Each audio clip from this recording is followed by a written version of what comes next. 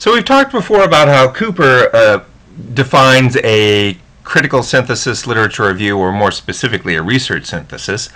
But I wanted to give you some particular comments related to what I'm expecting. All right, so what is a critical synthesis literature review? Well, for one, it's a written summary of the literature. But it's not just a summary, because it describes past and current information about research. It's organized into topics or themes. That is a key component. It reports the literature based on those topics or themes or categories. And it often documents a need for further study, remember, because it identifies the holes in the literature.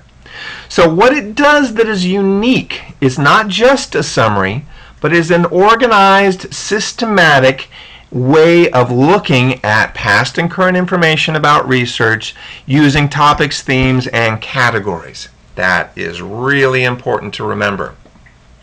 So where and how would you use a literature review, specifically one like this, a critical synthesis literature review? Well, you could certainly use it to frame the problem in the introduction to a proposed study. That is a very familiar technique that's often used in research reports and articles that you might look at. You can present it in a separate section, linking the topic and theories, explaining it to the methods or prior outcomes. Right? You can do that as a way to think about the topic more generally and how it's theoretically, methodologically, and outcomely contextualized. And you can present it at the end of a research proposal as a basis for comparing or contrasting the expected results of a study. So lots of different ways that you can use a literature review. My question for you is, guess which one you're doing for this class and why? Any idea? Is it this one, is it this one, or is it this one? Well, I can't stand the suspense. It is to present it in a separate section. That whole separate section for you will be your paper for this class, linking the topic and theories that are explaining that topic to the methods and to prior outcomes. Now, why would you do that? Well, for one, it's kind of a deductive tool. You can reason from the general, the introduction, and the abstract, your theory, to the specific, which are the methods and outcomes. Right? It's also a basis for advancing your research questions and hypotheses with empirical data. Right? You can think about the kinds of evidence or data that others have used before you to think about your topic or your same questions. That is really helpful when you think about it, because it allows you to not necessarily be starting from scratch all the time. And even if you want to go in a different direction, it doesn't mean that you're thinking of this brand new. You're purposefully choosing an alternative direction. Remember, and this is key, it is about organizing your critical synthesis into categories and trends. It is not a book report. I do not want to ever see a paragraph that begins, Wiseman and Matherly, 2009, said, blah, blah, blah, blah. That's not what it's about. It's about talking about professionalization of comparative and international education has been viewed from the perspective of historical institutionalism, as well as the way that it impacts professional society development. And then you would cite Wiseman and Matherly, 2009. Right? So the way that you're talking about it is related to the topics, categories, and trends. You are not summarizing the articles one by one. Do not do that. Step 1, talk to your advisor. If you haven't done that, you should. I've already said that. Step 1.2, make a list of what they think you should read and begin there. This is the way to ease your pain, to really cut through a lot of the junk and get right to the heart of the matter. Start by skimming those readings that your advisor or others that you respect who know something about this might have recommended. And then record the full citations of the appropriate ones. These are key. These are the ones you're going to start with. Also, pick through their reference lists of these key citations. Look through who they're citing. There's also a cool thing you can do with Google Scholar. If you put the full citations of a particular thing that you think is really on target for you, it will actually tell you, and you put it in there in Google Scholar, it'll pull up a link to that article or something like it, and then it will say cited by 105. Right, or 26, or whatever, however many people Google Scholars thinks have cited that key one for you.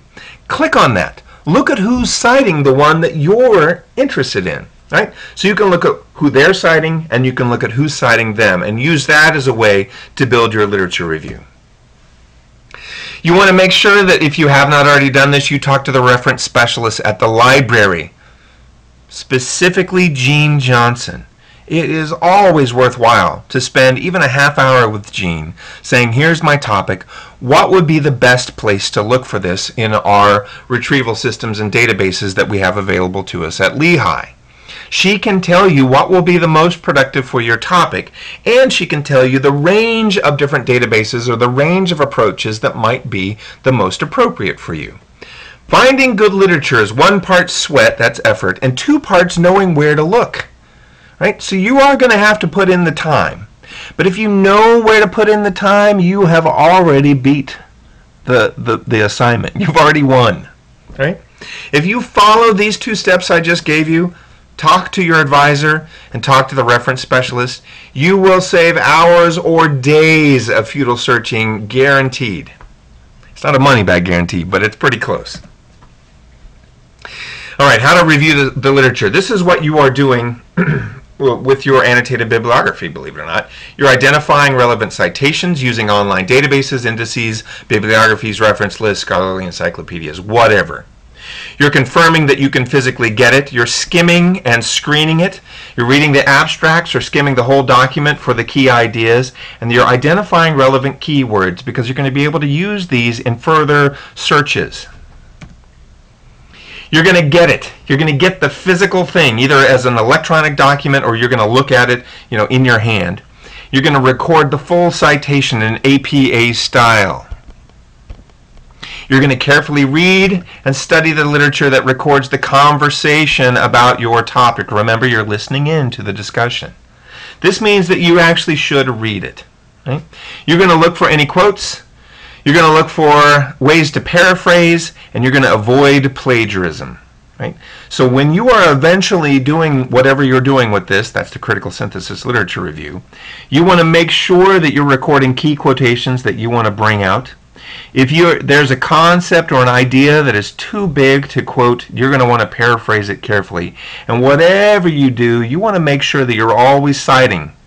You're always citing the reference. Plagiarism is a no-no. Don't ever do that, not even by accident. Repeat that process until you have at least 20 useful, relevant articles. May I say that you need 20 for your annotated bibliography, but for your critical synthesis literature review, having 30 references is even better. Having 50 references is even better. Right? I wouldn't expect more than that. I don't think you have time for more than that. The minimum is 20, but if you can go bigger, great. All right, what are the basics of good research? And this is part of what I'm asking you to do as you critically analyze the literature and also as you think about putting those annotations on your bibliography. Is it a good, accurate source? Is it from a national or international journal? Is it peer-reviewed? Is it a research study? In other words, does it use empirical data? Right? If you hit all 3 of these on the nose, guess what? It's a good, accurate source. You may not agree with it. You may not like the way it approaches the topic. Okay, all those are fine. But it will be adequate for your critical synthesis literature review. If it only hits 1 out of the 3, then you need to make a very important personal critical evaluation of whether or not that is an appropriate source for you to be using. And again, that's something I'm asking you to do in your annotation. You want to think more broadly. Is the topic covered in the piece that I'm looking at relevant? Is it on the same topic as my proposed, this should say, research synthesis? Right? Does it use the same individuals or references that you will? In other words, do you see it fitting into the larger conversation? Does it examine the same research problem that you do, or at least address, well, I shouldn't have tried to write address, 2 to 3 of the same constructs that are relevant to your problem or topic? And is it accessible? Can you get it, either physically or electronically, by the time that you need it? That is going to be huge. There are physical resources where you can walk in and open it up and you'll see it. There are also There are. I'm sorry, the hurricane is coming through, and so I got a little distracted by the trees outside. Yeah, there are also, electronic databases and interlibrary loans and PALC and all other ways that you can have access to it. I'm going to pause there and come back with part 3.